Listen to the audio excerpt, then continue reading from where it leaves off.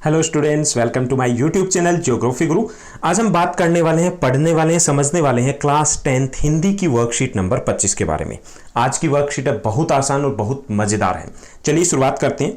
जैसा कि आप अपनी स्क्रीन के ऊपर देख पा रहे हैं, ये हमारी वर्कशीट संख्या 25, विषय हमारा हिंदी है, जिसमें हम लखनवी अंदाज के बारे में आज भी पढ़ने वाले हैं और आज की दिनांक है 31 अगस्त 2020।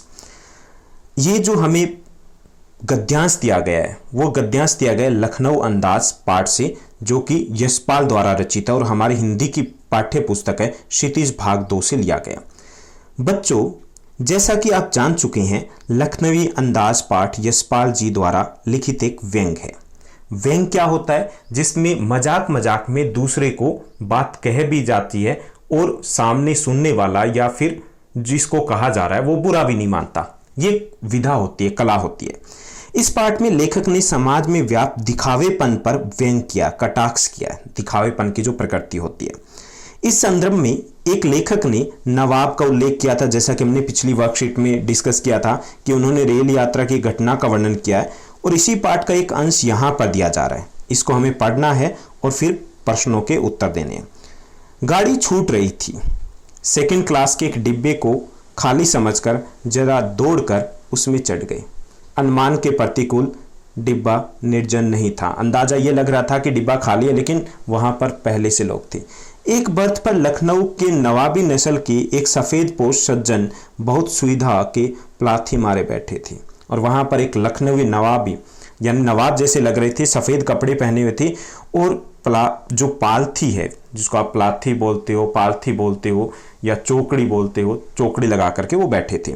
सामने 2 ताजे चिकने खीरे तौलिए पर रखे थे।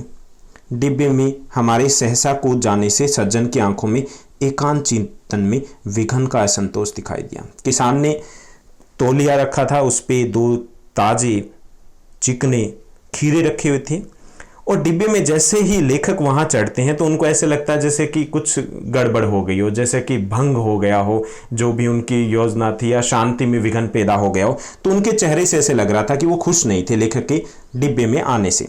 सोचा हो सकता है यह भी कहानी के लिए सूझ की चिंता में हो।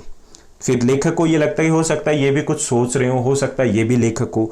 नवाब सामने जो नवाब साहब हैं, उन्होंने संगति के लिए उत्साह नहीं दिखाया, यानी कि उन्होंने कोई उत्साह नहीं दिखाया मेल जोल के लिए या उनकी तरफ देखने के लिए।